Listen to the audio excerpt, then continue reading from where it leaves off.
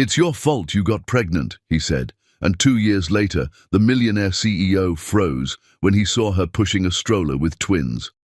"Hi, my beautiful and loyal family. Welcome back to your safe and loving home, Mr. Peters family. May the Almighty hold every woman in a shelter of strength, lifting her above every insult, every wound, every moment she was made to feel unworthy. May your broken places turn into bridges of healing, and may every tear you cried become a seed of miracles waiting to bloom. You are the quiet fighter, the gentle nurturer, the heart that never stops giving even when the world tries to break you. May peace greet you in the morning, grace carry you through the day, and love follow you through every dark corner until you shine again. My precious family, your presence here is not small. Your support keeps this home alive. A like is a whisper of strength. A comment is a chain of unity. If your heart knows love, like this video. If your spirit stands with truth, comment, "I'm with Mr. Peter."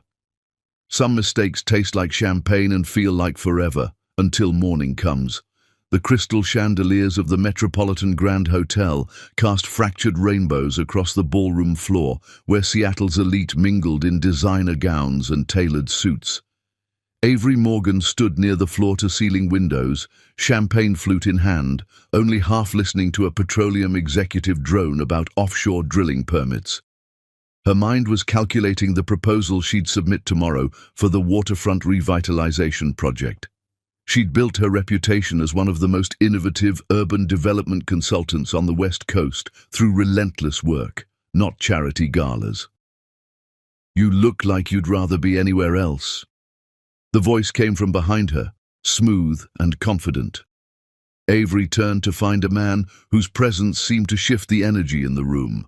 Tall, with dark hair touched with silver at the temples, he had sharp features that suggested both intelligence and danger. His eyes were an unusual shade of grey-blue, like storm clouds over the ocean. "That obvious," Avery replied, allowing herself a genuine smile, only to someone who feels the same way. He extended his hand. Mike Driggers. Avery recognized the name immediately. Driggers' construction empire had transformed skylines across the country. The company was worth billions, and the man before her had built it into an industry giant. "Avery Morgan, and yes, I know who you are. Should I be flattered or concerned?" His smile was disarming. "Depends on whether you're here for the charity or the networking." "Honestly, neither. My PR team insists I make appearances." He gestured toward the exit. "I was planning an escape. The question is whether I'm brave enough to execute it." Thunder rumbled outside. Rain had begun to fall, quickly turning into sheets of water cascading down the glass. The storm had arrived earlier than forecasted. "Looks like fate's making the decision for you," Avery observed. They talked for hours, migrating from the ballroom to a quieter lounge as the gala wound down. Mike spoke passionately about sustainable construction, about buildings that gave back to communities. He asked about her work with genuine interest, listening as she described her approach to urban development. "You actually care," Avery said, surprised. "Most developers just want to maximize profit margins." "My father taught me that buildings outlive us. They're either monuments to our greed or our hope. I prefer hope." The power flickered once, twice, then died completely. Emergency lights cast everything in eerie glow. A hotel manager appeared, apologetic, explaining that the storm had knocked out power across several blocks. With flooding on the main roads, travel wasn't advised. "I have a suite upstairs," Mike said quietly. "There's a couch. You're welcome to wait out the storm there rather than in the lobby chaos." Avery knew she should decline. Every professional instinct screamed caution, but something in his eyes, vulnerability beneath the confidence, made her nod. The suite revealed the storm in all its fury, lightning illuminating the city in brilliant flashes. Mike poured whiskey from the minibar, and they stood at the window, watching nature's violence. "Can I tell you something I've never told anyone?" Mike's voice was soft. "We're strangers. Sometimes that's when the truth comes easiest." I'm terrified I'm becoming my father. Not the good parts, the bitter parts. He died last year, and all I could think at the funeral was how much anger he carried. His divorce poisoned everything. He spent his last decade convinced every woman was after his money. Is that what you believe? I don't want to, but I see his suspicion in my own thoughts sometimes. Avery turned to face him fully. You're not your father. The fact that you're afraid of becoming him means you won't. The kiss happened like lightning, sudden, inevitable, electric. One moment they were talking, the next, his hands were in her hair, and hers were pulling him closer. The storm raged outside as they stumbled toward the bedroom, shedding clothes and inhibitions. They made love with desperate intensity, as if they could outrun their demons through touch and heat and breathless need. Rain drummed against windows, thunder shook walls, and for those hours, nothing existed beyond their sanctuary. Afterward, tangled in sheets, Mike traced patterns on her shoulder. Stay, he whispered, not just tonight. Avery wanted to, but she'd built her career on smart decisions. Let's see what tomorrow brings. She fell asleep in his arms, feeling safer than she had in years. When she woke, weak dawn light filtered through windows. The storm had passed. Mike stood dressed in a suit, phone pressed to his ear, his voice cold and corporate. The warmth from the night before had vanished completely. He ended the call and turned. His eyes were now flat and distant. Last night was a mistake, he said businesslike. I apologize if I gave you the wrong impression. I have a car waiting downstairs for you. Avery sat up, confusion and hurt warring in her chest. What happened? Nothing changed. I remembered who I am and what I can't afford. Complications. He picked up her dress from the floor, held it out without meeting her eyes. You should go. Pride made Avery dress quickly, refusing to let him see how much his words cut. She walked to the door with her head high, then turned back. You're right about one thing. You are becoming your father. Not because of what he taught you, but because you're too much of a coward to fight it. She left him standing there and didn't look back. The elevator doors closed, and Avery finally let herself feel the weight of what had just happened. She'd given herself to a stranger and gotten exactly what she deserved, a reminder that fairy tales don't exist. She had no idea that in a few weeks everything would change again, and the man who'd just dismissed her would become impossible to forget. The city looked different in daylight, washed clean by the storm, but somehow colder. Avery walked to her car, her heels clicking against wet pavement. She drove home to her Capitol Hill apartment, showered away the scent of him, and tried to scrub away the memory of his hands, his mouth, his whispered promises. But some stains go deeper than skin, and Mike Driggers had just become the biggest mistake of her life. Though she didn't yet know how big, didn't yet know that the consequence of one rainy night would change everything she thought she knew about strength and survival. She just knew that she hurt, and that hurt would have to become fuel because Avery Morgan didn't have the luxury of staying broken. The storm had passed, the fairy tale had ended, real life was waiting, and Avery Morgan was ready to face it alone. Chapter 2. Shattered Illusions. The cruelest words aren't screamed. They're delivered in a calm, executive tone. Avery's apartment felt too quiet in the weeks following that morning. She'd thrown herself into work, taking on extra projects, staying late at the office, anything to keep her mind from drifting back to rain-streaked windows and hands that had held her like she mattered. Professional pride demanded she forget Mike Driggers entirely. Then came the nausea that wouldn't stop, exhaustion that sleep couldn't cure, strange tenderness that made wearing her usual fitted blazers uncomfortable. At first, she blamed stress. The waterfront project had grown complicated. But when her period didn't come, when a full week passed and then another, cold dread settled in her stomach. She bought a pregnancy test from a pharmacy 3 neighborhoods away, as if distance could insulate her from reality. The 2 pink lines appeared before she'd finished counting seconds. Stark, undeniable, impossible. Avery stared at that little stick until her vision blurred, her mind refusing to process what her body already knew. This couldn't be happening. She was careful, always careful, except for one storm-soaked night when caution had drowned in champagne and chemistry. She took 3 more tests, all positive. For days, Avery wrestled with the decision alone. She had options. She believed in choice, had always supported women controlling their own bodies. But as she sat with that knowledge, something unexpected happened. The panic transformed into fierce protective instinct she hadn't known she possessed. She'd always wanted children someday, just not like this, not alone, not with a father who'd rejected her before he'd even known she existed. But when had Avery Morgan ever done things the easy way? The decision crystallized slowly but completely.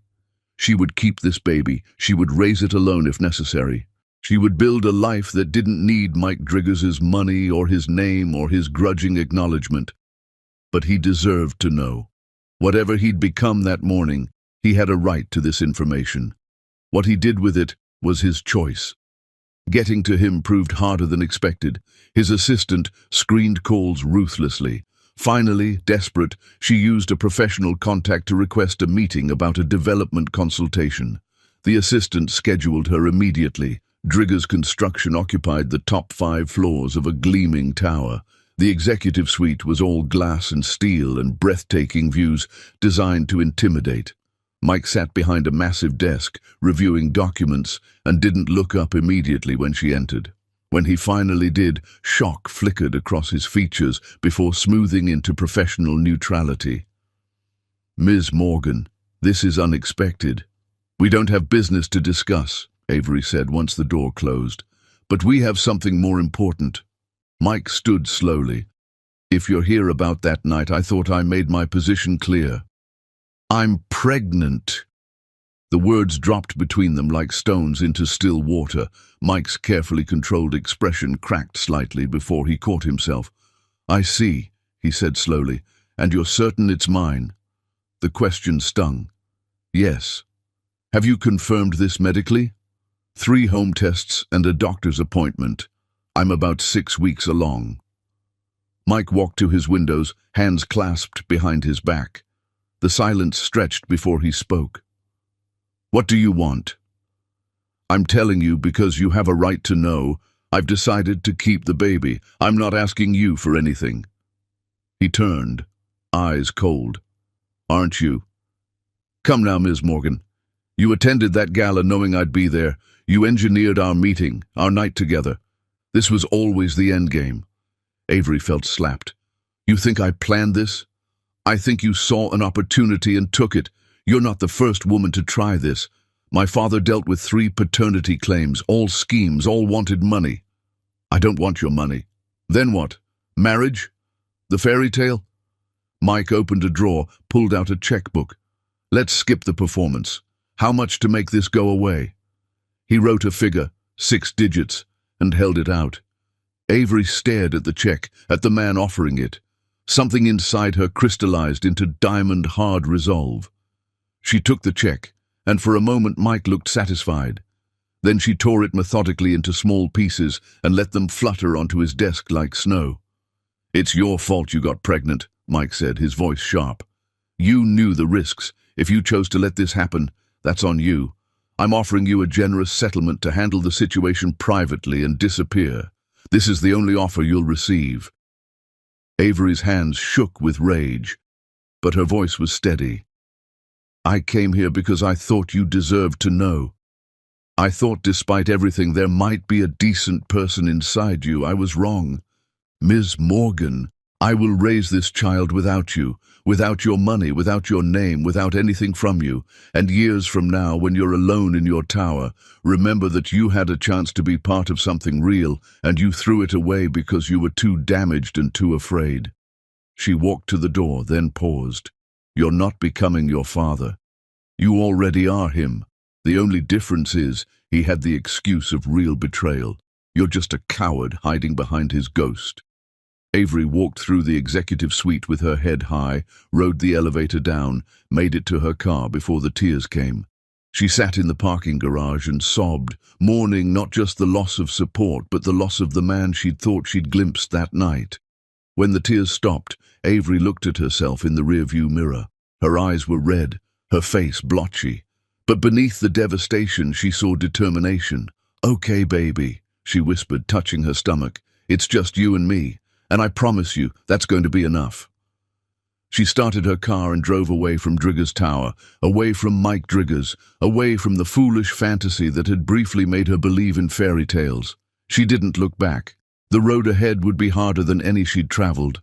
But Avery Morgan had never chosen the easy path. And raising this child alone, proving she could build a life without the man who'd rejected them both, felt like the rightest choice she'd ever made.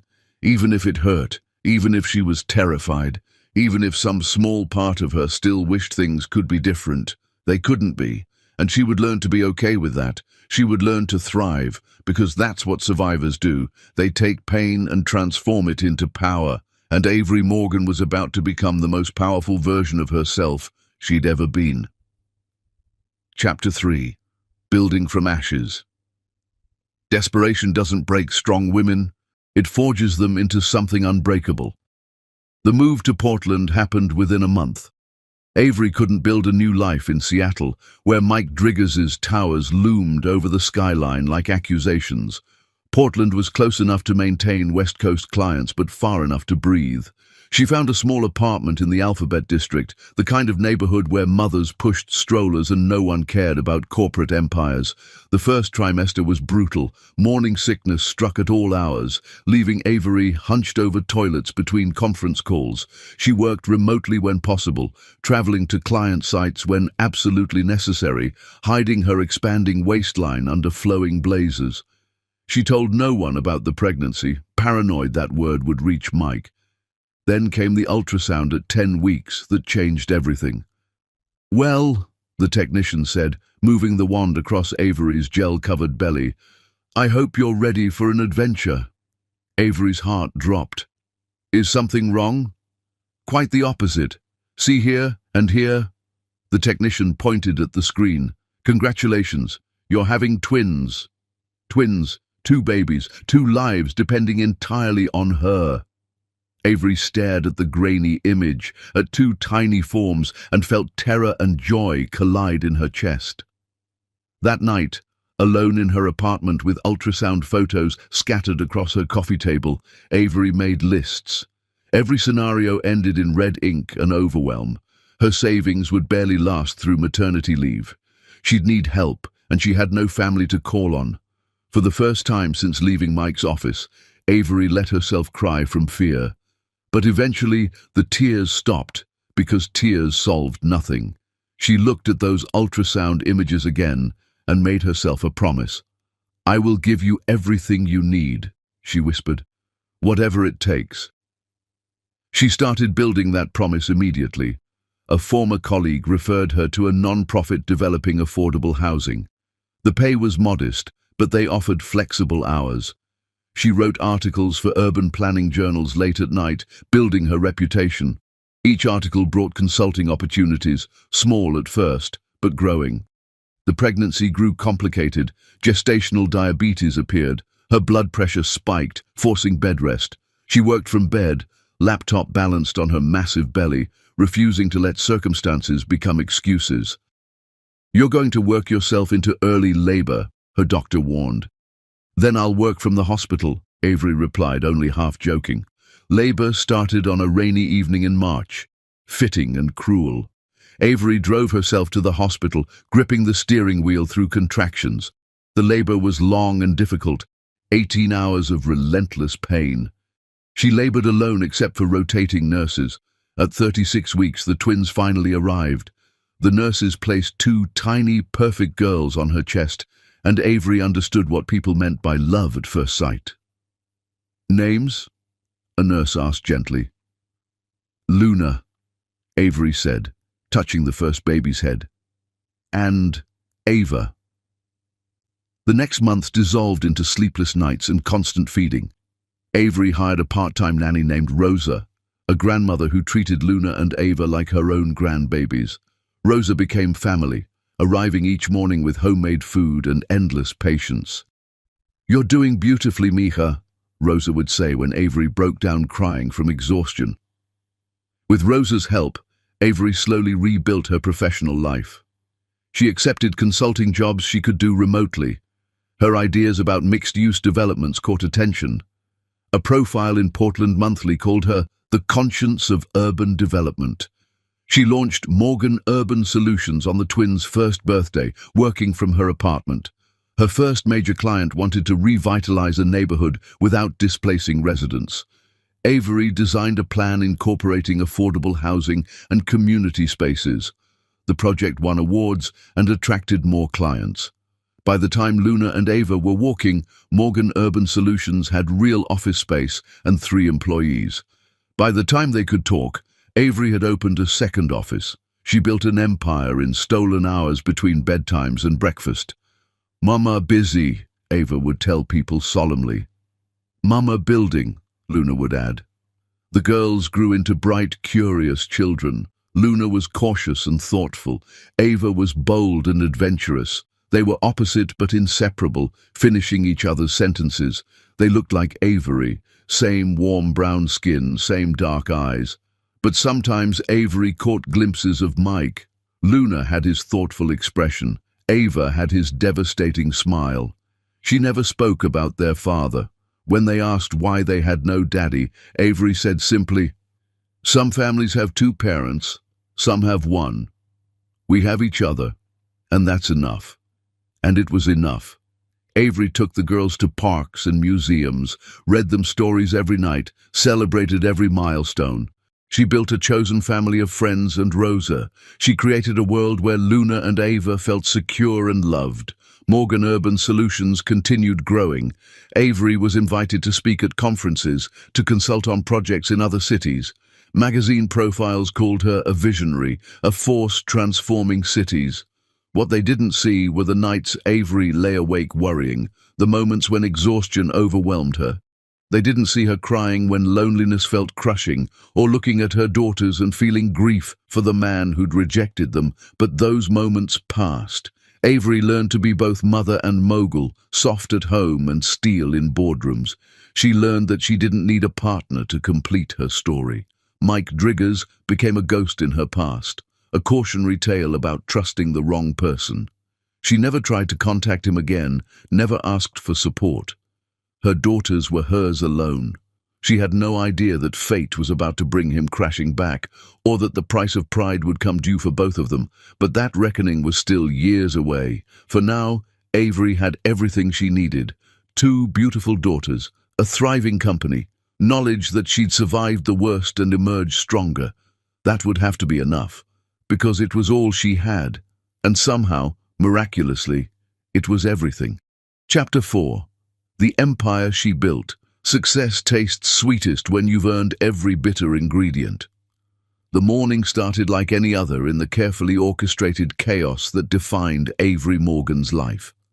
Luna insisted on wearing her purple dinosaur shirt, despite it being dirty, and Ava dumped cereal trying to feed herself. Avery negotiated, cleaned, and got both girls dressed while answering emails on her phone.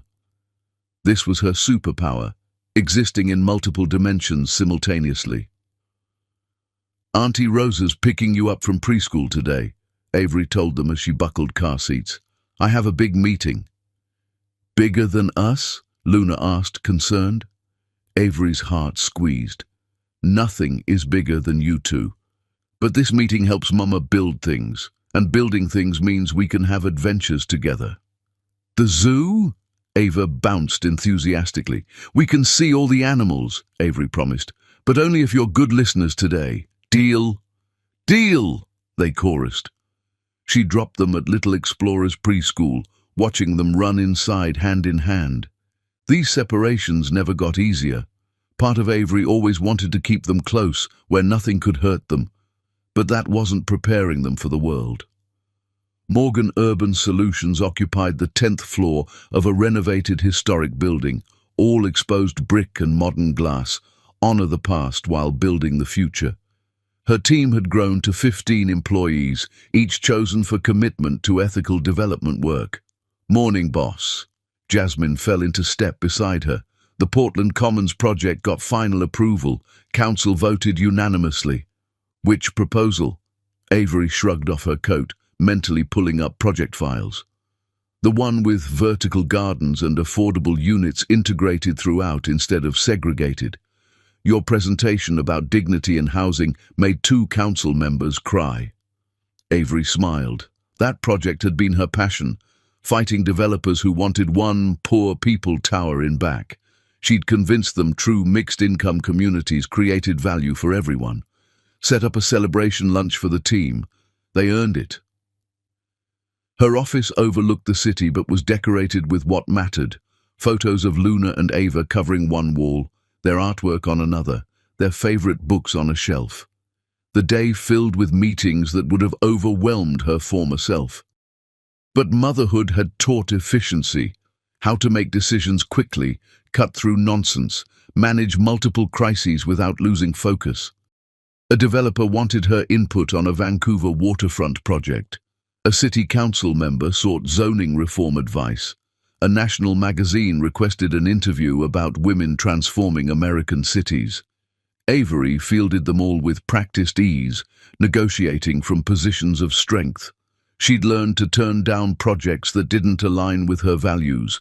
Companies competed for her attention now for the Morgan seal of approval. "You have a call from Seattle," her assistant mentioned. "Someone from the mayor's office about a major project, the waterfront redevelopment. They want to discuss bringing you on as lead consultant." Seattle. The name hit Avery physically, tightening something in her chest. She'd carefully avoided Seattle projects despite numerous offers, had built a career around never returning to the city where her life had imploded. "Tell them I'm not taking Seattle projects," Avery said automatically. "They specifically requested you. This would be the biggest thing we've ever been involved with. Career-defining." Avery closed her eyes, processing. The Seattle waterfront project. She remembered it from years ago, had been working on preliminaries before her life exploded. It had been her dream job once, the kind of project that defined entire careers. "Schedule a preliminary call," Avery heard herself say, but no commitments. That evening, she picked up the girls from Rosa's house. They crashed into her legs, talking over each other about their day. At home, Avery made simple pasta because exhaustion was real and good enough was actually perfect. This was her favorite transition, shedding professional armor for something softer. After dinner, bath time, story time, the carefully structured routine that made their world safe. Avery read their current favorite about a brave mouse, using different voices until both girls giggled.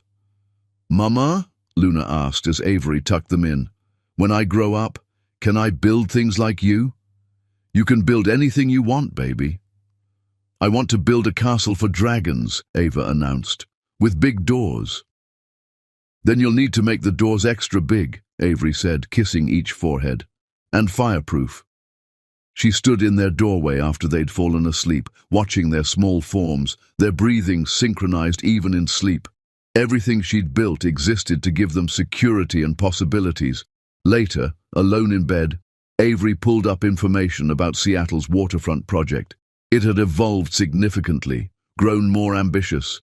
The city wanted something revolutionary, setting new national standards. It was exactly the kind of challenge that made her pulse race.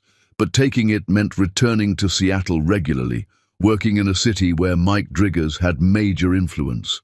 The odds of their paths crossing were virtually guaranteed. Could she handle that? Did she want to? Avery thought about the woman she'd been that morning in Mike's office, pregnant and desperate and heartbroken. Then she thought about who she'd become, CEO, mother to incredible children, recognized expert. She'd transformed pain into power. Maybe it was time to stop running from ghosts. Maybe it was time to walk back into that city and show everyone, including Mike Driggers, exactly what she'd built from his cruelty. Her phone buzzed. "Jasmine, FYI, just got word that Driggers Construction is one of the lead bidders on Seattle waterfront. Thought you should know." Avery stared at the message, heart hammering. Of course Mike would be involved. If she took this job, she'd be evaluating his proposal, potentially working alongside him. The old Avery would have declined immediately. But this Avery had learned that avoiding challenges meant limiting possibilities. The best revenge wasn't anger, it was undeniable success. She typed back, "Noted, schedule the Seattle call for tomorrow afternoon."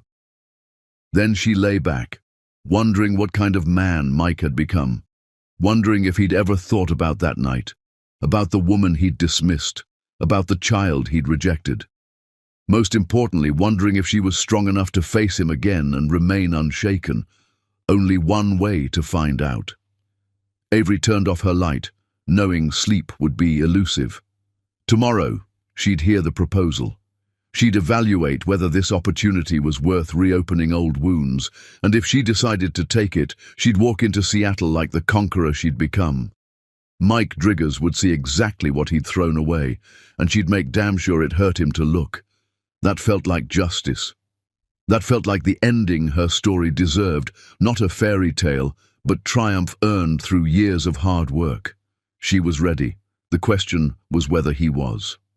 Chapter 5. The Collision Course. Fate doesn't knock, it crashes through the door at the worst possible moment. The Seattle mayor's office officially extended the invitation 3 days later. They wanted Morgan Urban Solutions as lead consultant for the waterfront redevelopment, evaluating all proposals and ensuring the project served the community. It was the kind of role that could define an entire career. "The compensation is extraordinary," Jasmine noted during their strategy meeting, "and the publicity alone would be worth it. Every major publication will cover this." "What about timeline?" Avery asked, though she'd memorized every detail. "They want someone on site at least 3 days weekly for the first phase. That's roughly 6 months of intensive work, plus ongoing consultation. We're talking multiple years total. 6 months of regular Seattle trips, of navigating a city filled with memories, of possibly running into Mike." Avery weighed professional opportunity against personal risk. "I'll need to bring the girls," she said finally. "I'm not leaving them in Portland for days at a time. That's non-negotiable." "Absolutely. We can set up corporate housing, something family-friendly. Rosa's already said she'd make the trips." I checked. Avery felt grateful for her chosen family. "Accept the offer. Tell them I start in 3 weeks." Telling Luna and Ava proved harder. At almost 5, they'd developed strong preferences and routines. "We're going on an adventure," Avery explained during dinner, keeping her voice bright. "We're going to live in Seattle for a little while." "But I like home," Luna said, lower lip trembling. "We'll still have this home. Seattle is just temporary. We'll come back to Portland all the time." "Will Auntie Rosa come?" Ava asked, practical as always. "Yes, and we'll find new parks and maybe see the ocean." "Will we make new friends?" Luna asked quietly, fear beneath the question. "You might, but you'll always have each other, and me and Auntie Rosa. We're a team. We stick together no matter where we are." The weeks before the move passed in a blur. Avery arranged corporate housing in Queen Anne, far enough from downtown to feel separate. She coordinated with her Portland team, researched Seattle preschools, found one emphasizing kindness over academic pressure. And she tried desperately not to think about Mike Driggers, about what he looked like now, whether he'd changed, how he'd react to seeing her in power over his project.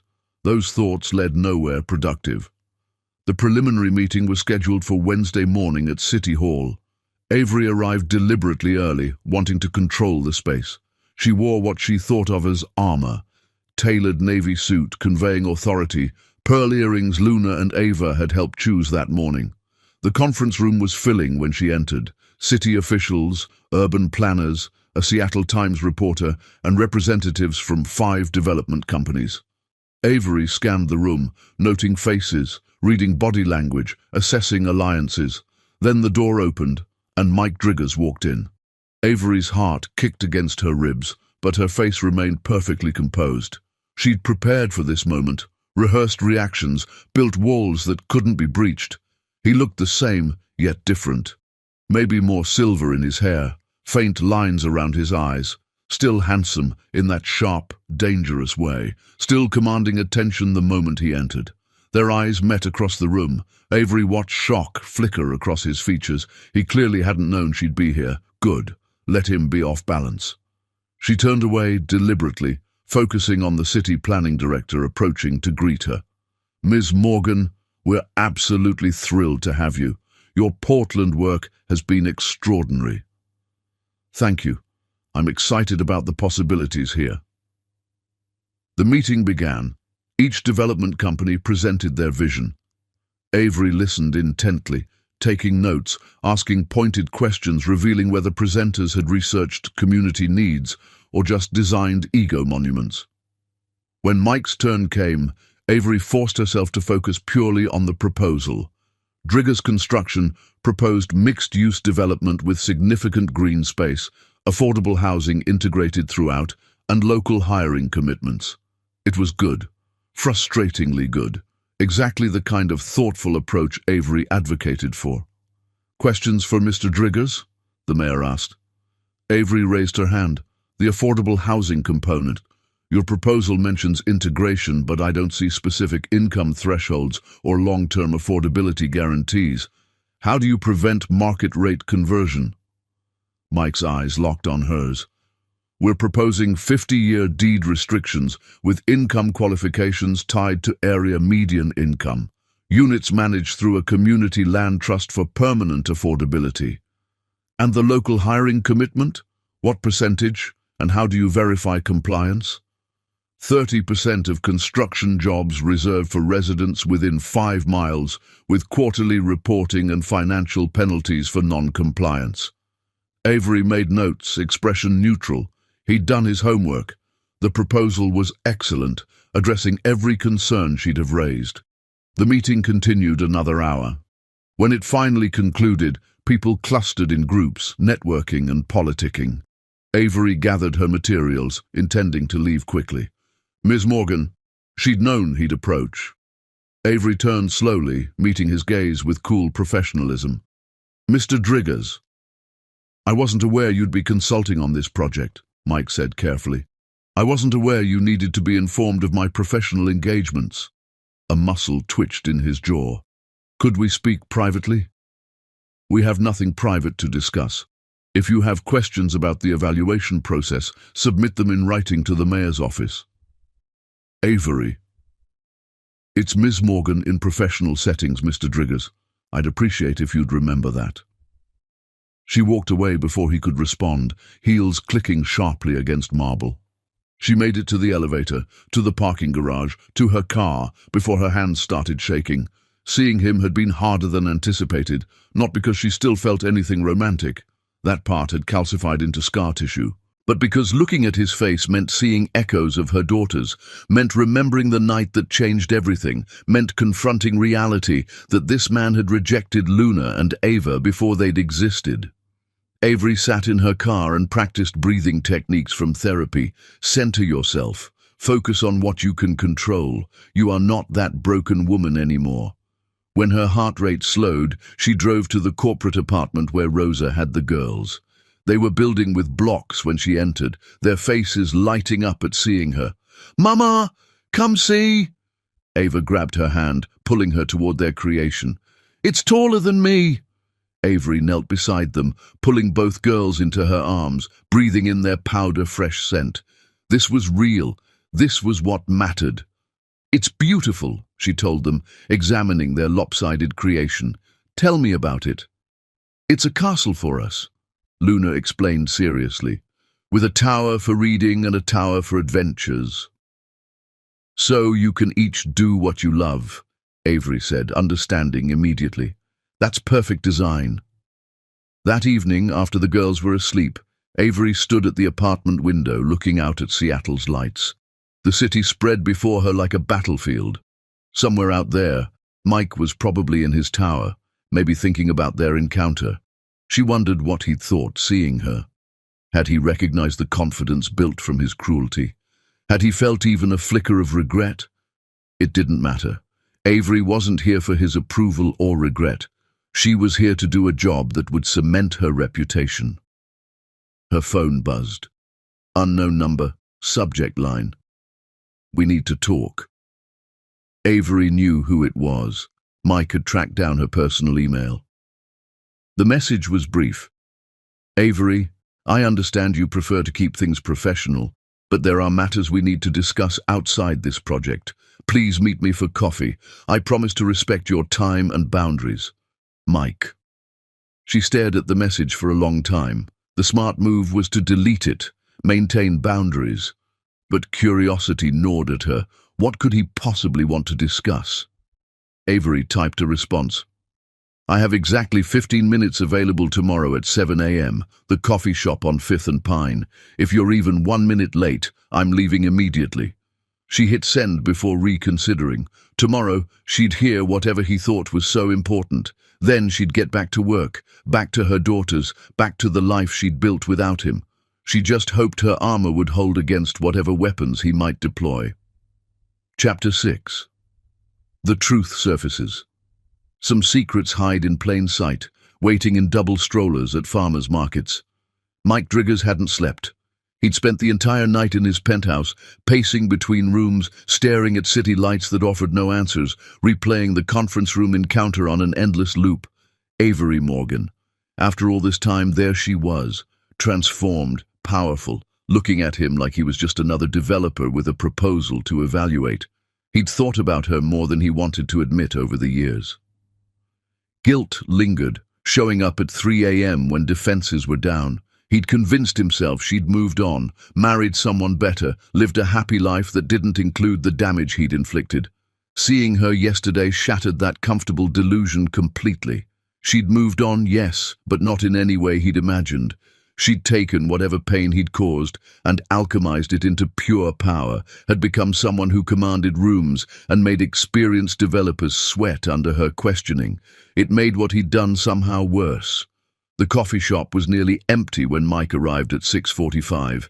He ordered 2 coffees, black for himself, a latte for her, remembering she'd liked those, then realized she might not drink the same thing anymore. Avery arrived at exactly 7 o'clock, not a minute early or late.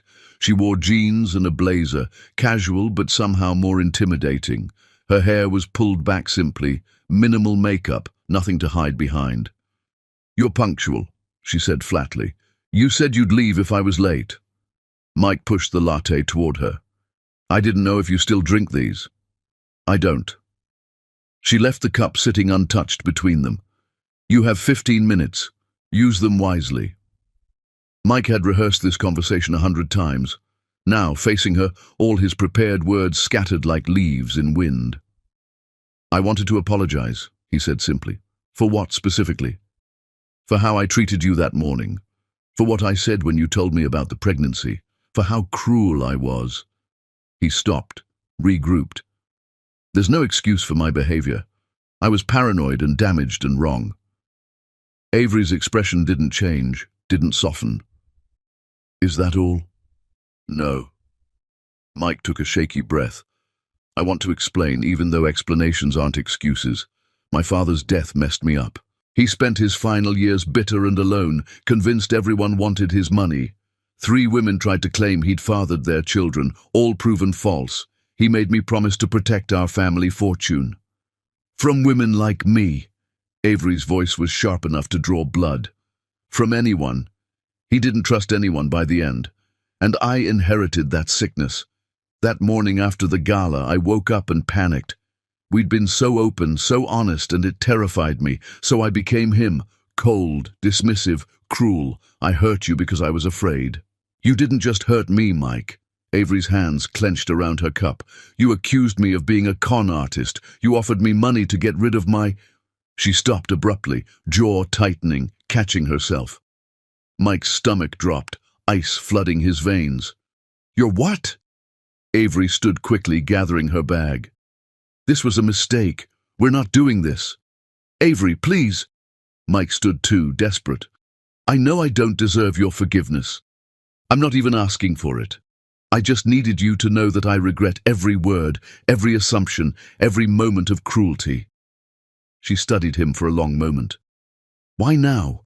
Why does any of this matter now? Because seeing you yesterday made me realize I never stopped thinking about that night, about you, about who I became. I've spent years trying to be better than my father, but I'll never succeed if I don't face what I did to you. You want absolution, Avery said, and it wasn't a question.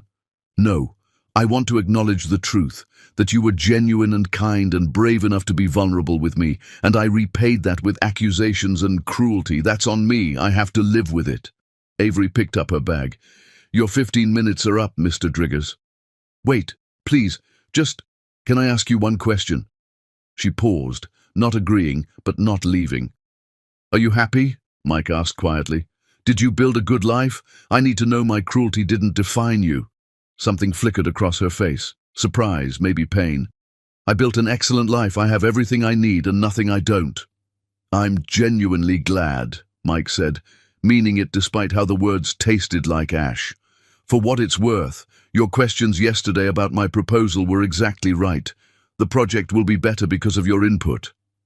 That's my job, Mr. Driggers, holding developers accountable. It's nothing personal. I know, but I wanted you to know I heard you. Avery left without looking back. Mike sat heavily, staring at the untouched latte. The conversation had gone better than he'd feared and worse than he'd hoped, but something nagged at him, words she'd almost said but caught before they escaped. You offered me money to get rid of my... Get rid of what? The memory? The relationship? Or something else? Mike's blood ran cold. When she'd told him about the pregnancy, he'd assumed she'd terminated after their confrontation. He'd never followed up, never checked, had been too ashamed to wonder. But what if she hadn't? What if somewhere out there existed a child he'd rejected? No. He was being paranoid again, letting his father's damage color perception. Avery would have told him if she'd gone through with the pregnancy. There would have been legal notifications, something, unless she'd meant what she said about wanting nothing from him. Mike paid for both coffees and walked out into morning air that felt too thin. He tried to dismiss the thought, to focus on his schedule, but the possibility burrowed into his mind like a splinter. Around noon, his assistant mentioned his afternoon meetings had been rescheduled. You're clear until tomorrow morning. Thanks, I'm taking the afternoon off. Call only for emergencies. Mike started driving with no destination in mind, just a desperate need to move. He drove through downtown Seattle, past the waterfront site, past the hotel where he'd met Avery, past the building where he'd said those unforgivable words. The city felt different now, haunted by memories he couldn't escape. He found himself in a family-friendly neighborhood he didn't recognize. A farmer's market had set up in a parking lot. Mike almost drove past, but traffic forced him to stop at a light. While waiting, his eyes scanned the market idly. Then he saw her. Avery stood at a produce stand, examining tomatoes, smiling at something the vendor said. She looked relaxed, happy. She moved slightly, reaching for her purse, and Mike saw what she'd been blocking from view. A double stroller, with two little girls. Time stopped. Everything, sound, movement, breath, ceased to exist except for those two children. They looked young, maybe preschool age. Beautiful, with warm brown skin and dark curly hair, dressed in matching outfits in different colors. One focused intently on a picture book. The other looked around with wide, curious eyes. The curious one turned her head, looking at something across the market, and Mike's heart stopped completely. He knew that expression. He'd seen it in photos of his mother as a child, in pictures of his sister, the shape of the eyes, the curve of the smile. It was his family's face on this tiny stranger. The light changed. Cars honked behind him. Mike sat frozen, unable to move, unable to process, unable to breathe. Those were his daughters. He knew it with bone-deep conviction that bypassed logic and went straight to truth. Another horn blared. Mike's hands moved automatically, pulling forward, pulling over 3 blocks away. He sat there shaking, his entire understanding of reality crumbling. He had children, daughters, 2 of them, and he'd known nothing, had never checked, had convinced himself it wasn't his concern. You offered me money to get rid of my... She'd almost said it this morning. Get rid of my pregnancy, get rid of our children. And she'd done the opposite, had carried them and birthed them and raised them alone while he'd moved on with his life.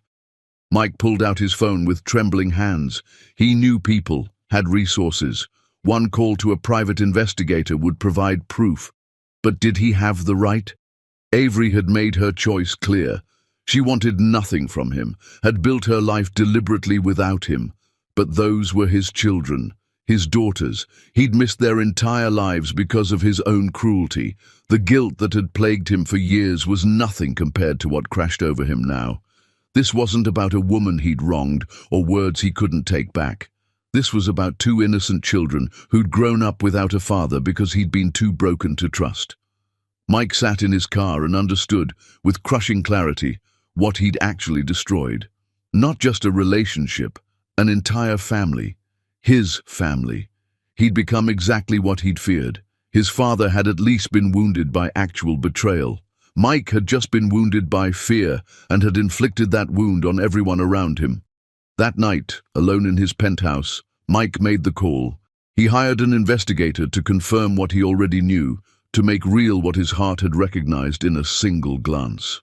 The truth would arrive in a few days, and then Mike would have to decide what to do with knowledge he had no right to, but couldn't unknow. His daughters existed. They were real and alive and beautiful, and he had absolutely no idea how to begin making amends for a betrayal that started before their first breath. But he had to try, because that's what fathers do, and he was a father now, whether he deserved to be or not. Chapter 7. The reckoning begins. Regret is a ghost that haunts every mirror, every empty room, every road not taken. The investigator's report arrived within 48 hours. Mike opened the envelope in his office after hours, when the building was empty and no one could witness whatever he was about to discover. Twins, Luna and Ava Morgan, born in Portland on a rainy March evening. He calculated backward, confirmed they'd been conceived that night. 36 weeks gestation. Birth certificates listed no father, just a blank space where his name should have been. Medical records showed a complicated pregnancy requiring bed rest. Gestational diabetes. Dangerously high blood pressure. Avery had given birth alone except for a labor nurse, had checked herself and two newborns out 48 hours later with only hired help because she'd had no one else. The investigator included photos, public ones from social media. The girls at a playground laughing on swings, their third birthday party, matching dresses and a homemade cake. First day of preschool, holding hands, Luna looking nervous while Ava grinned fearlessly. Mike stared at those images until they blurred, until tears he'd been holding back finally broke through. He'd missed all of it, every single moment. The pregnancy complications and the terrifying labor and sleepless nights, and first smiles and first words and first everything. The report detailed Avery's life too.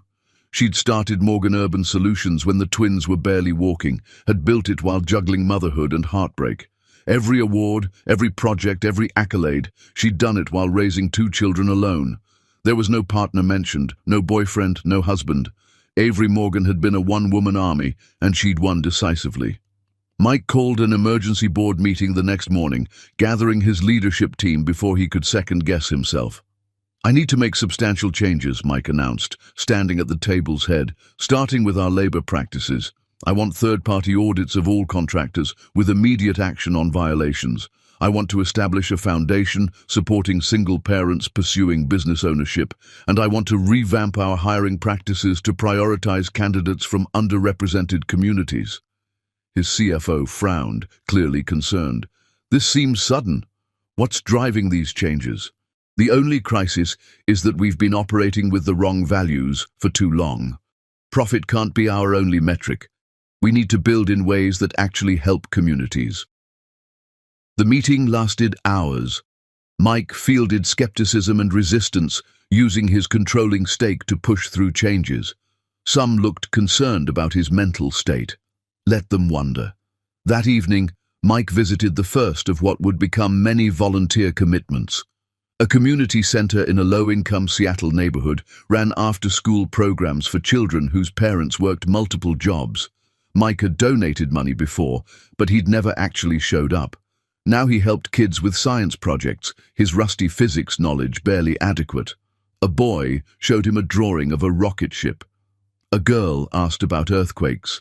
Mike answered patiently, gently, wondering if Luna and Ava asked similar questions, wondering who answered them. He started spending every free evening at places like this: community centers, after-school programs, literacy initiatives, food banks.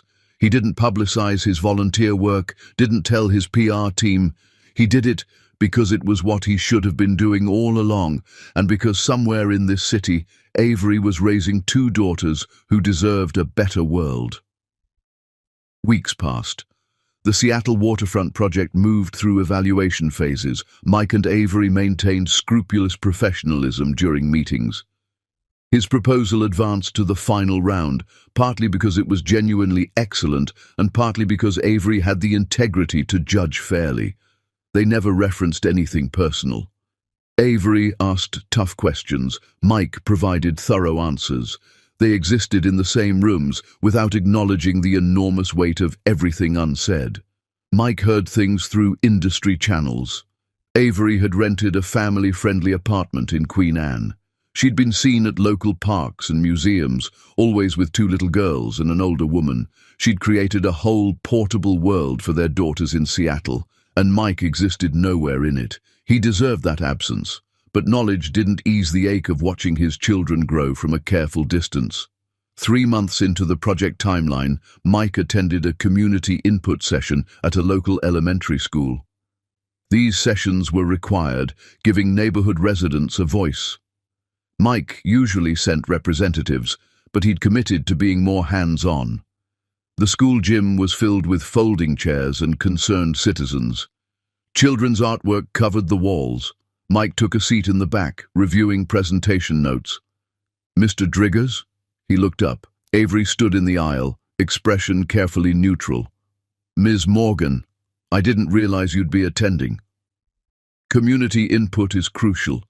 I like to hear directly from the people these projects will actually impact." She moved to sit several rows ahead. The session proceeded. Residents asked pointed questions about traffic and green space. Mike answered honestly, admitting limitations, refusing to make false promises. During a break, children flooded the gym. Mike stood to stretch, and that's when he saw them. Two little girls, holding hands, examining the refreshment table with intense concentration. They wore matching jackets in different colors, one purple, one teal. The purple jacket girl reached for a cookie, then stopped, looking at her sister as if asking permission. The teal jacket girl nodded solemnly, and they each took one cookie, carefully and politely. Mike couldn't breathe. They were real in ways photos couldn't capture. The way they moved, their mannerisms, the aliveness of them. One of the girls, teal jacket Ava, turned and looked directly at him. She tilted her head curiously, then smiled with total, unself-conscious joy.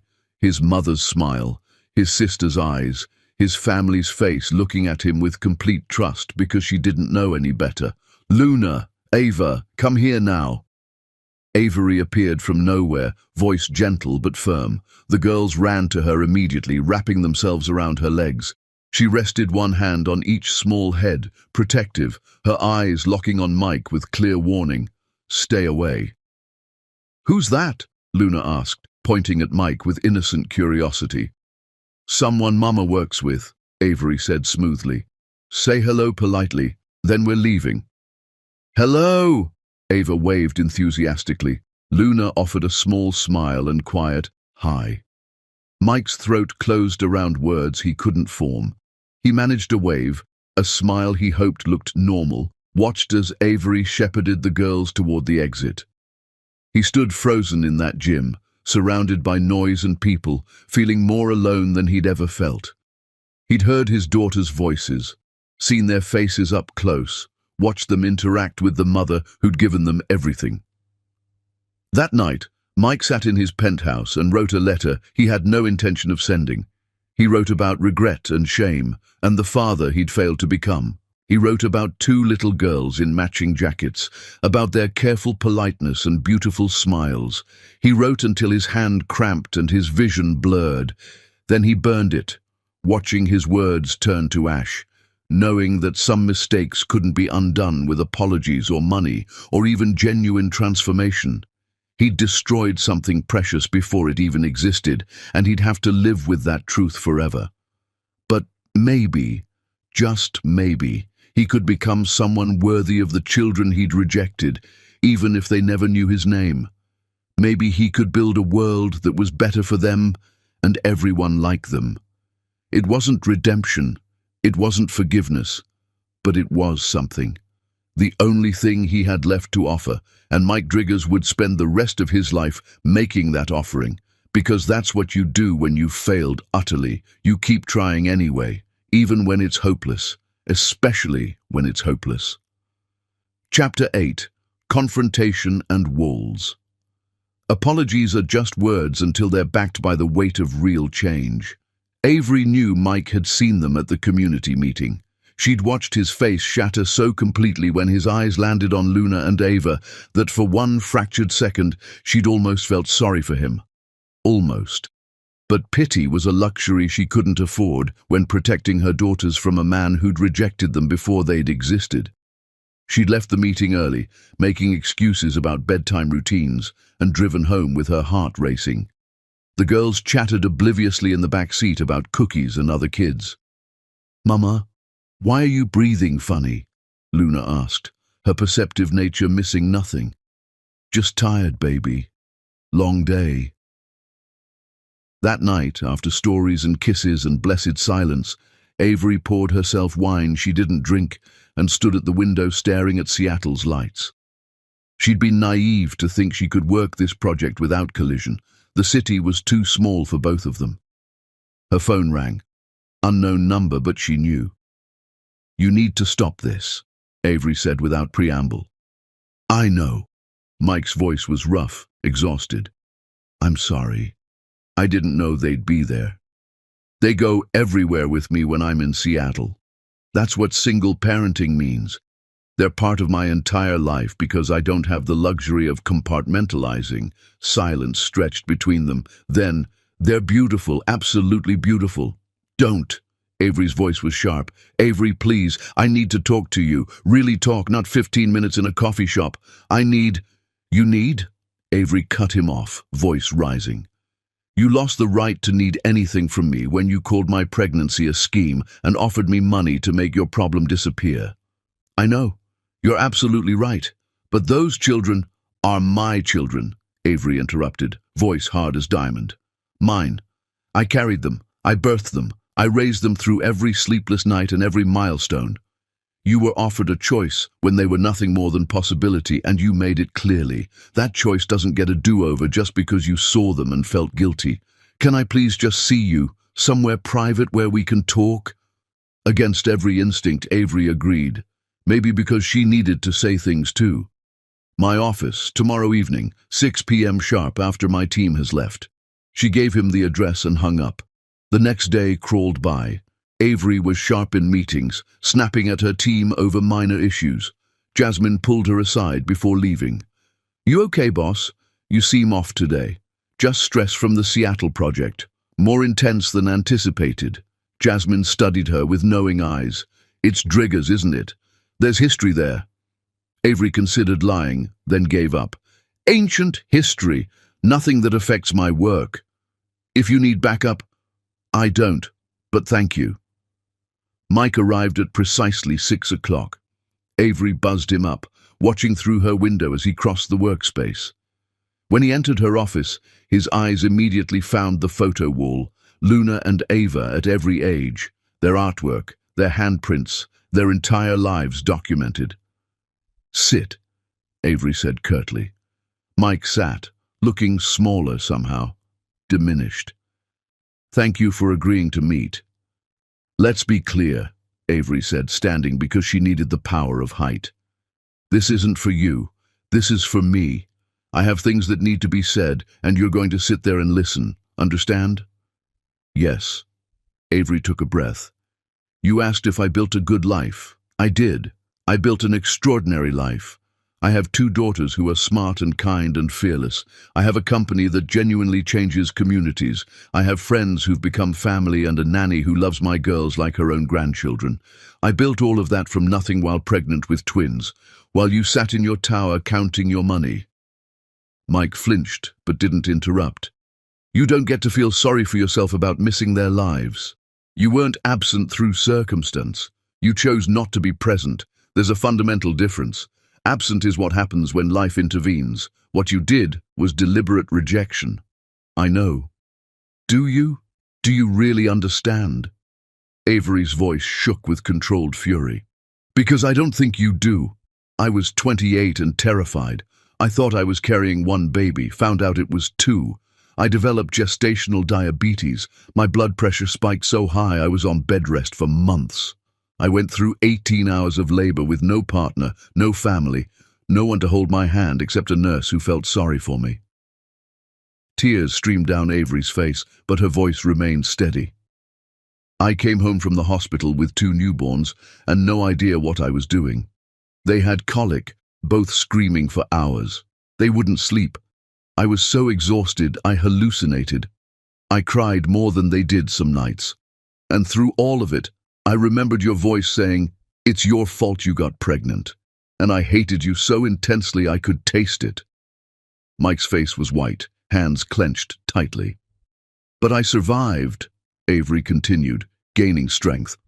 "I more than survived, I thrived, because hate is excellent fuel when channeled correctly. Every time I wanted to quit, I thought about you living your comfortable life, and I pushed harder. I built my company to prove I didn't need you. I raised extraordinary daughters to prove you'd made the worst mistake of your life. And I won, Mike. I won every single battle." "You did," Mike whispered, broken. "You absolutely did. So, when you tell me you regret what you did, when you show up volunteering with kids, when you reform your labor practices and start foundations, I see it. The whole industry sees it. Everyone's discussing how Mike Driggers suddenly found his conscience. But here's what you need to understand. Your redemption arc doesn't automatically include my daughters." Mike looked up, devastated. "I'm not asking—" "Yes, you are. Maybe not with direct words, but with every action. You're trying to become someone worthy of them. But you can't earn your way back into their lives like it's a business deal. They don't know you exist as their father. They're happy in a world where daddy isn't someone they're missing." "Avery, I would never try to disrupt their lives. He stopped, struggled. "I just want to be better. For them, even if from a distance." "Why? Why does it matter now?" "Because seeing them made me understand what I destroyed. Not some abstract concept, but actual human beings who share my DNA and none of my presence. I can't fix what I did, but I can't pretend they don't exist either." Avery sank into her chair, exhausted. "What do you want from me, Mike?" "Permission to keep trying to be better. Permission to exist in the same city without you feeling like you need to protect them every second. I'm not asking for rights or custody or even acknowledgement. I'm just asking not to be completely shut out from the possibility that someday, maybe, if you ever decide they should know I exist, I'll be someone worth knowing." It was the first truly honest thing he'd said. "I need time," Avery said finally. "This isn't a decision I make lightly. Those girls are my entire world. I will destroy anyone who threatens their peace, including you." "I understand." "Do you? Because if I see even a hint that you're trying to manipulate your way into their lives, if you accidentally show up places you know I will destroy you. Not just your reputation, everything. I have that power now." Mike met her eyes. "I believe you, and I deserve it." They sat in heavy silence. In the photos on the wall, Luna and Ava smiled, frozen in moments Mike would never get back. "For what it's worth," Mike said quietly, "I think you're an incredible mother. They're lucky to have you." "They're not lucky," Avery corrected sharply. "They have me because I chose them. Every day, every moment I choose them. That's not luck, that's love." "You're right. I'm sorry." Avery stood, signaling the conversation was over. The waterfront project evaluation continues. I'll judge your proposal fairly because that's my job. What happens between us personally is separate. Can you maintain that boundary? Yes. Then we're done here. Mike walked to the door, paused. Thank you for listening, for everything you've given them. Avery didn't respond. She watched him leave, then locked her office door and finally let herself break down. The confrontation had drained her, ripped open wounds she'd thought were healed. When the tears stopped, Avery washed her face and called Rosa. "How are my girls?" "Perfect angels," Rosa said warmly. "We made cookies. They saved you 3. I'll be home in 20 minutes. Driving back, Avery made herself a promise. She would consider Mike's request. Not for him, but for Luna and Ava. They deserved to make their own choices about their father when they were old enough, but that decision would be years away.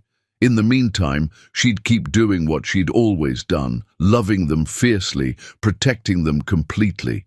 She just hoped she was strong enough to keep that promise without her heart breaking every time she looked at Mike and saw the father her daughters would never know. Chapter 9. The Long Road Back. Redemption isn't a destination. It's every small choice to be better than you were yesterday. 6 months passed. Mike threw himself into becoming someone different. He reformed Drigger's construction from the inside out, implementing labor standards beyond legal requirements. He established the Morgan Foundation, named publicly for Avery Morgan's influence on ethical development, privately as tribute to 2 little girls he was trying to deserve. The foundation supported single parents starting businesses, providing grants, mentorship, and childcare assistance. Mike reviewed every application personally, seeing Avery's struggle reflected in hundreds of other stories. Women who'd been abandoned, building empires while raising children alone. He funded them all. Every worthy application got approved. His board thought he'd lost his mind. His accountants warned about unsustainable spending. Mike didn't care. He continued volunteering at community centers, but now he understood why. Not to be seen as good or earn redemption points. It was about the kids, helping with homework, explaining science, being consistent presence for children who had so few consistent adults.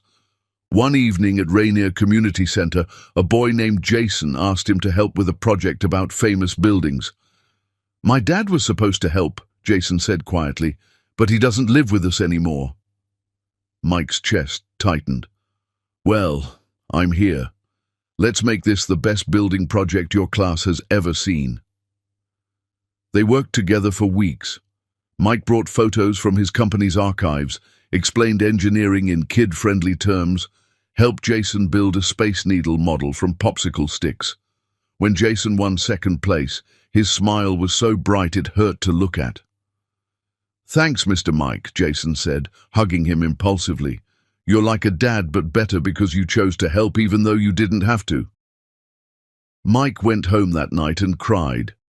Not for himself, but for Jason and every child who had to thank adults for basic care because they'd learned not to expect it. The Seattle waterfront project moved into final phases. Drigger's construction won the contract. Avery's evaluation deemed their proposal most comprehensive and community-focused. Mike knew she'd judged fairly without favoritism or sabotage, which somehow made the victory bittersweet. They saw each other at project meetings, always professional, always polite. The air between them crackled with everything unsaid, but neither crossed the line Avery had drawn. Mike learned about his daughters in indirect ways. He overheard Avery on a call, laughing about Luna's dinosaur obsession. He saw them at a distance at a park, Ava climbing structures while Luna read on a bench. He collected these glimpses like treasures. He never approached, never violated Avery's trust, but he watched from afar, trying to memorize everything. One Saturday morning, Mike volunteered at a weekend science fair for elementary kids. The event was held at a community center he'd been supporting, part of their STEM initiative. He manned a station about structural engineering, showing kids how to build bridges from toothpicks. Children rotated through stations. Mike was helping a girl construct a suspension bridge when he heard a familiar voice. This station looks cool. Can we do this one? Mike's blood turned to ice. He looked up slowly. Luna and Ava stood at his table, wearing matching sundresses in different colors, holding hands. They had no idea who he was. Of course, Mike said, voice surprisingly steady. What are your names? I'm Ava, the Boulder twin announced, and this is my sister Luna. We're twins, but we're not identical because we have different personalities. I like books about adventures, Luna clarified quietly. Mike's heart shattered and rebuilt simultaneously. Those sound like excellent interests. Want to build a bridge? For the next 20 minutes, Mike worked with his daughters. He showed them how to create triangular supports, explained weight distribution in simple terms, praised Luna's careful precision and Ava's creative problem-solving. They chatted about school, favorite foods, their mum's work. Mama builds things for whole cities, Ava said proudly. She's the smartest person ever. She sounds amazing, Mike managed. She is, Luna agreed. She takes care of us and works a lot and still has time for parks and stories. She's magic. Mike wanted to tell them yes, their mother was magic. Instead, he said, Your bridge is really strong. Want to test it? They placed weights on the structure, squealing when it held. When it finally collapsed, they laughed instead of getting upset. Mr. Mike, you're a really good teacher, Ava said seriously. Mr. Mike, not Dad. Just a nice man who'd spent 30 minutes with them. Thank you, Mike said, throat tight. You two are excellent engineers. Can we come back next week? Luna asked. We do this every Saturday. You're welcome anytime. They high-fived him and ran to the next station. Mike watched them go, these two pieces of his heart walking around outside his body. Sweet kids, another volunteer commented. They yours? No, Mike said quietly. But I wish they were. He made it through the rest of the fair on autopilot. When it ended, he sat in his car, hands gripping the steering wheel. He'd spoken to his daughters, taught them something, made them smile. They'd touched his hand, looked at him with trust. His phone rang. Avery. We need to talk, she said. I saw you with them. Mike's stomach dropped. I didn't approach them. They came to my station. I didn't know they'd be there. I know. I saw the whole thing. She paused. Meet me at the same coffee shop. Tomorrow morning. 7 a.m. She hung up. Mike barely slept. He replayed every moment with Luna and Ava. When Avery arrived at the coffee shop, she looked exhausted, but somehow softer. She sat across from him, accepted the latte this time, took a long drink before speaking. You were good with them, she said finally. Mike's breath caught. They're extraordinary. I know. I made them that way. No arrogance, just fact. But watching you with them, you were patient, kind, engaged. You treated them like people, not obligations. Avery, let me finish. She wrapped her hands around her cup. I've been watching you for months. The foundation, the community work, the changes at your company. At first I thought it was performance, but it's not, is it? No. You're actually trying to become a better person. Not for me, not even for them specifically, just better. I'm trying, Mike said quietly. I don't know if I'll ever succeed, but I'm trying. Avery studied him. They deserve to know their father. Not now. They're too young. But someday, and when that day comes, I want them to meet someone worth knowing. Hope bloomed in Mike's chest, terrifying and fragile. What are you saying? I'm saying I'm considering it. Not committing, just considering. They ask about their father sometimes. I've always said he wasn't ready to be a dad, which was true. But maybe he could be ready someday. I would do anything. I know you would. That's why I'm considering it. But there are conditions. Avery's voice turned firm. You don't get to be fun dad who shows up for good parts. If you're in, you're all in. Sleepless nights, tantrums, parent-teacher conferences, everything. You don't get to decide it's too hard and bail. I wouldn't. You did once. The words hit like a slap. Mike absorbed them. You're right. I did. And I can't promise I'll be perfect because I have no idea how to be a father, but I can promise I won't run. If you give me a chance with them, I'll show up. Every time. For everything. Avery was quiet. This isn't about you and me. Whatever we had died long ago. This is purely about Luna and Ava. I understand. Do you? Because the moment this becomes about your feelings or your redemption instead of their well-being, I'm done. They're not therapy for my guilt, Mike agreed. They're people who deserve better than what I gave them. If I can be part of making their lives better, that's all I want. Avery finished her latte. I'm not making any decisions today, but I'm not saying no anymore either. That's all you get right now. It was more than Mike had hoped for. Thank you. Don't thank me. Earn it. Keep being the person you were at that science fair, and maybe in a year or two we'll have this conversation again, and I'll have a different answer. She stood to leave. Mike stood too.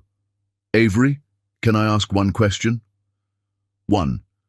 Did you bring them to that science fair knowing I'd be there? A ghost of a smile crossed her face. I brought them, because it's a good program. If I knew you'd be there or not, does it matter? She left him wondering. But this time, the wondering came with something new. Hope. Mike drove to the waterfront construction site. It was Sunday, the site empty. He stood there, looking at what they were building together, him and Avery, separately but toward the same goal. Maybe that's what this was. They weren't building a family or a relationship. They were building something better, a foundation strong enough to support 2 little girls who deserved a father as incredible as their mother. Mike pulled out his phone and made a note. Luna likes books about adventures. Ava is fearless, both brilliant, both deserve everything. Then he got to work, showing up, being better, earning the privilege of someday, maybe someday, being called something more than Mr. Mike. Chapter 10. Coming home to love. Love isn't about the fairy tale beginning. It's about who stays when the story gets real. 18 months later, the Seattle waterfront project stood complete. Mixed-income housing integrated seamlessly with commercial spaces. Green parks curved along the water. Public art celebrated local history. It was everything Avery had fought for. The dedication ceremony drew dignitaries and press. Avery stood at the podium in a deep blue suit, her speech highlighting community members who'd shaped the project. Mike watched from the crowd, proud in a way that had nothing to do with his company's role. Luna and Ava attended with Rosa, now old enough to sit through the ceremony without fidgeting. They were almost 5, bright and curious and painfully beautiful. Mike had seen them dozens of times over the past year, always at public events, always at careful distance, always as Mr. Mike from the science program they still attended. Avery had created opportunities for proximity without pressure. The science program. A park where Mike sometimes played basketball that had an excellent playground. A community garden where Mike volunteered and Avery sometimes brought the girls to plant vegetables, chance encounters that probably weren't chance at all. In those moments, Mike had learned about his daughters. Luna's gentleness hid steel. She stood up to bullies even though it terrified her. Ava's fearlessness came with surprising emotional intelligence. She always knew when someone needed a hug. They were individuals, fully formed people, and he'd fallen completely in love with them.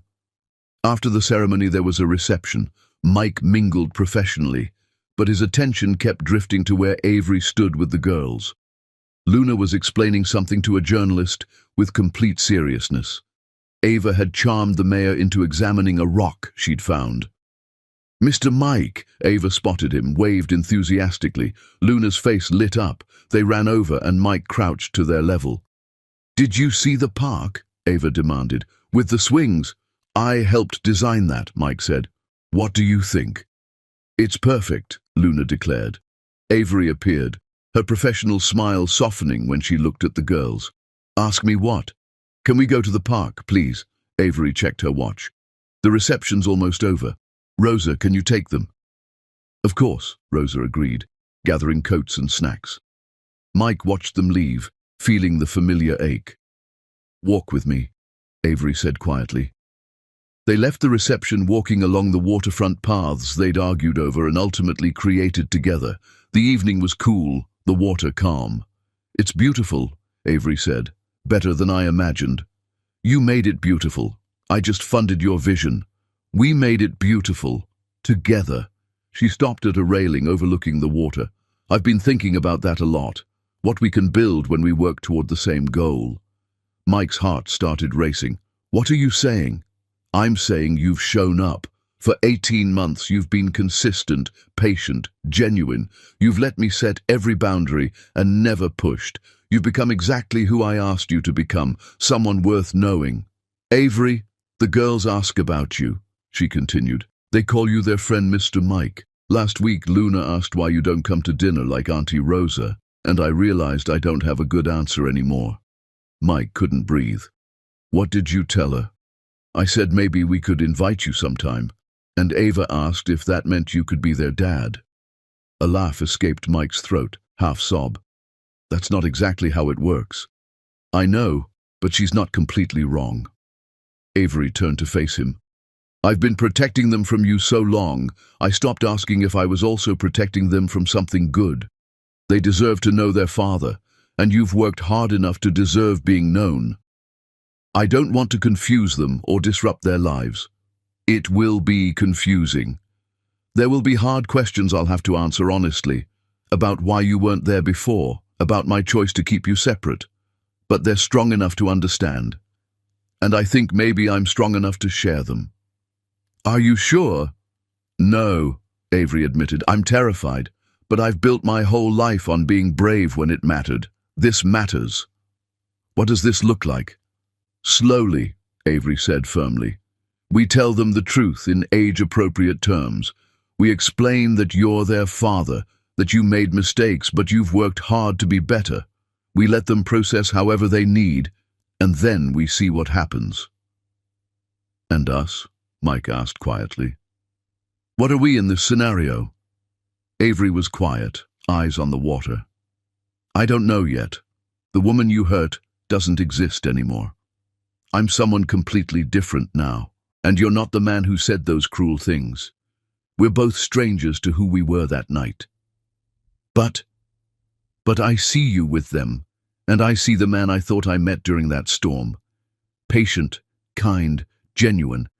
And I wonder if maybe that person was real all along, just buried under trauma. I wonder if he's finally free." Mike moved closer, not touching but near enough to feel her warmth. "That man was real. He was just too afraid when things got complicated. But I'm not afraid anymore. Losing you and them taught me that fear costs more than courage." "Pretty words," Avery said, but her voice was soft. "True words. Avery, I'm not asking to rush anything. I'm not asking for a relationship or anything except the chance to be part of their lives. If that's all I ever get, I'll count myself lucky.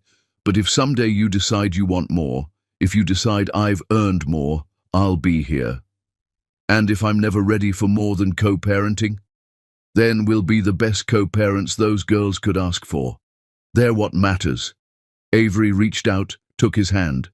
The touch was electric, familiar despite years and damage. "Let's start with Sunday dinner. This week. You come to our apartment, we tell them together, and we see how they handle it." "No promises beyond that," Mike agreed. They stood as the sun set over the waterfront they'd built together, hands linked. Sunday arrived with spring rain. Mike stood outside Avery's building, holding flowers for her and books for the girls, nothing extravagant, just carefully chosen based on what he'd learned. His hands shook as he pressed the buzzer. The apartment was warm and lived in. Luna and Ava were setting the table, faces serious with concentration. "Mr. Mike," Ava abandoned her task. "You brought flowers. Are you staying for dinner?" Luna asked. "If that's okay with you," Mike said, crouching down. "It's okay," Luna said solemnly. "Mama said you're special." Mike's throat closed. He looked at Avery, who stood in the kitchen doorway, her expression soft and terrified and brave. Dinner was surprisingly easy. The girls chatted about everything. Rosa asked thoughtful questions. Avery watched it all, checking constantly that they were comfortable. After dinner, after Rosa had left and the girls were in pajamas, Avery called them to the couch. Mike sat in a chair across from them. "Luna, Ava, Mama needs to tell you something important," Avery began. "You know how some kids have daddies and you don't?" Both girls nodded. "Well, you do have a daddy. You've always had one. But he hasn't been part of our family because it was complicated. But he wants to be now if you want that too." "Where is he?" Ava asked, looking around. Avery took a deep breath. "He's right here. Mr. Mike is your daddy." Silence. Luna and Ava stared at Mike, expressions cycling through confusion and shock. "Mr. Mike from science?" Luna asked carefully. "Yes, baby." "But why wasn't he our daddy before?" Ava's voice was small. "Before you were born, Daddy made a big mistake. He was scared and said hurtful things, so Mama decided to raise you by herself. But Daddy has worked really hard to become a better person, and Mama thinks maybe he deserves a chance." "Did you say sorry?" Luna asked Mike directly. "Yes," Mike said, voice breaking. "I said sorry to your Mama, and I'm saying sorry to you too. I should have been there from the beginning. I'm so sorry I wasn't." "Are you going to leave again?" Ava asked. "No," he said firmly. "I promise I will never leave you. I will show up for everything. Good days and bad days forever. That's what daddies do, and I'm going to be the best daddy I can be." The girls looked at each other, having a silent twin conversation. Then Luna slipped off the couch and walked over, studying his face. "You have the same smile as Ava," she observed. "I do?" "Yeah. And Ava has your eyes." Ava joined her sister. "Can we call you Daddy now?" "If you want to," Mike said carefully. "I think Daddy," Ava decided, "because that's what daddies are called." Luna climbed into his lap, solid and warm and real. Ava followed. Mike had both daughters in his arms for the first time. "Do daddies read bedtime stories?" Luna asked. "The best daddies do," Avery said softly, tears streaming. Mike read 3 books that night, his daughters pressed against his sides. When Avery declared it bedtime, both girls hugged him tightly. "Will you be here tomorrow?" Ava asked. "I can be, if your mama says it's okay." "It's okay," Avery said. "We'll figure out a schedule." After the girls were tucked in, Avery and Mike stood in her kitchen. "They handled it better than I expected," Avery said. "You prepared them perfectly. We're going to have harder days. They'll have questions, be angry sometimes." "I know, and I'll be here for all of it." Avery leaned against the counter. "Do you remember what day it is?" Mike frowned. Then it hit him. "The gala, the storm." 5 years ago tonight. 5 years ago we met. We thought we understood connection. We didn't understand anything. But maybe we understand now," Mike said quietly. "Maybe we finally know what real connection looks like." "What does it look like?" "It looks like showing up even when it's hard. It looks like choosing someone because they make your life better. It looks like building something together that's stronger than anything alone." Mike closed the distance, hand gentle on her cheek. "Avery Morgan, you are the most extraordinary person I've ever met. You took my cruelty and turned it into strength. You raised 2 perfect humans while building an empire. I don't know if I'll ever be worthy, but I want to spend the rest of my life trying." "You're not the man who hurt me," Avery said softly, "and I'm not the woman you hurt. We're different people now, better people. Maybe these people can build something real." "I'd like that. So would I. But slowly. The girls come first. Whatever timeline you need." Avery smiled. "You know what's funny? I spent years hating you, then years being indifferent. I never thought I'd stand in my kitchen wanting to kiss you again. Do you?" "Yeah," she admitted. "I really do." Mike leaned down slowly, giving her every opportunity to change her mind. She didn't. Their lips met gently, a promise, a beginning, a choice made with full knowledge. When they pulled apart, Avery was crying, I'm terrified this won't work. Me too, but I'm more terrified of not trying. Avery rested her forehead against his chest. I don't need you, Mike Driggers. I built a beautiful life without you. I know. But maybe I choose you anyway. Not because I need saving, but because you finally became someone worth choosing. Mike wrapped his arms around her. I choose you too, every day, for the rest of my life. Not because I'm trying to fix mistakes, but because you three are the best thing that ever happened to me. They stood there, two people who'd taken the longest road back to each other. Outside, rain fell softly, the same city where they'd met, where they'd broken, where they'd rebuilt themselves. In the next room, Luna and Ava slept peacefully, dreaming whatever children dream, safe knowing tomorrow their daddy would be there. And in that kitchen, Avery Morgan and Mike Driggers held each other and understood that love isn't about perfect beginnings. It's about who stays when the story gets real, who does the work, who chooses every single day to be worthy of being chosen. They'd both stay, they'd both work, they'd both choose. And that, finally, was enough. The end.